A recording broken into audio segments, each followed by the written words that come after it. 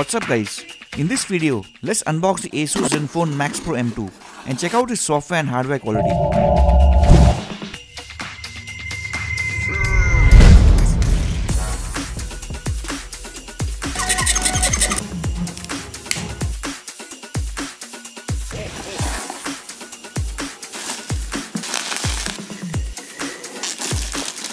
The ASUS ZenFone Max Pro M2, unlike the metallic Max Pro M1, is made of polycarbonate plastic like many other budget phones in this segment.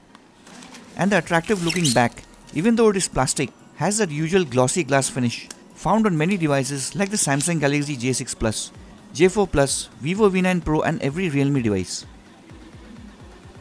It may not have a premium in-hand feel, but this trend does not seem to bother anyone since the phones actually look cool and premium from a distance, and you can also get a more stronger phone compared to fragile glass backs, which are prone to shatter on accidental drops. Speaking of structural strength, the ZenFone Max Pro M2 seems to be strong but also has a bit of flex to it in my usual trial bend. So will it hold up against genuine accidental force like in tight pockets is yet to be seen. The Snapdragon 660 processor and the Adreno 512 GPU with stock Android does a good job in handling common apps with mostly minimal lag. What I found a bit weird was a slight decrease in brightness after opening up pictures on Instagram and Facebook.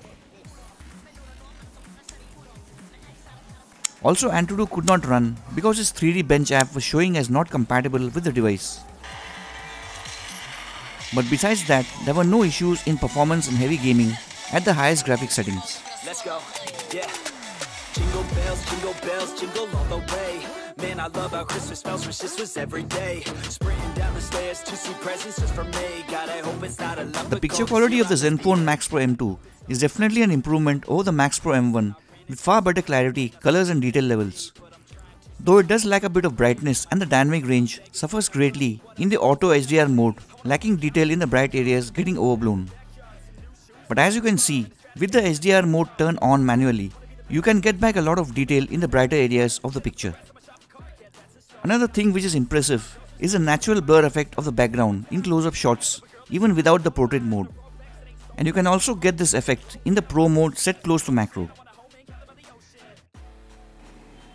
The ASUS ZenFone Max Pro M2 is the only budget device to be provided with Gorilla Glass 6 protection, which is mostly found only on some flagship devices. So continuing with the scratch test, let's put its quality to the test by rubbing it with keys and coins commonly found in pockets and then with a heavy-duty box cutter. Higher quality glasses like these may get minor marks from the keys or coins, but do easily survive the blade abuse. Whereas poor quality glasses found on phones like the Vivo V9 Pro, Y81 and every Realme device has ended up with ugly scratch marks on the glass. So will the Max Pro M2 survive the blade abuse?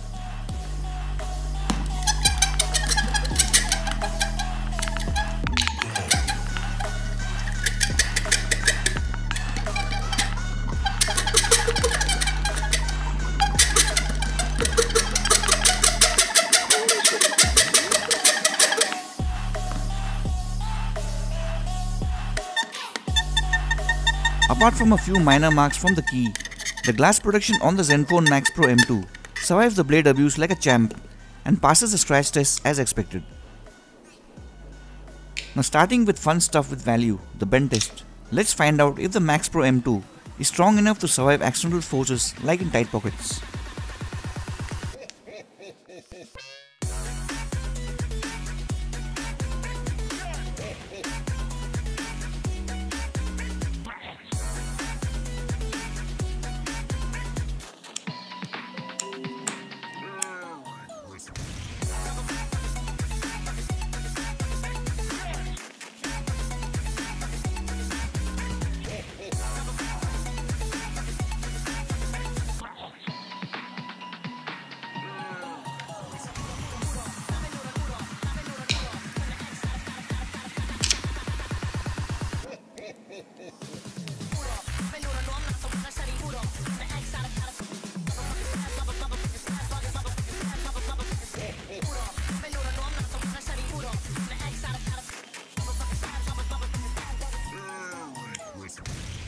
Apart from the slight kink during the test, the Zenfone Max Pro M2 does survive the bend test without suffering any major damage. But it's advisable to take care of a device and use a case since high accidental forces can cause it to bend quite a bit.